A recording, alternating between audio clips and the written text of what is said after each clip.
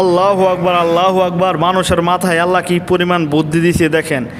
আপনার জীবনে অনেক গাড়ি দেখছেন, দেখেন মোটর সাইকেল দিয়ে তারপর ক্ষেত থেকে ধান নিয়ে যাচ্ছে।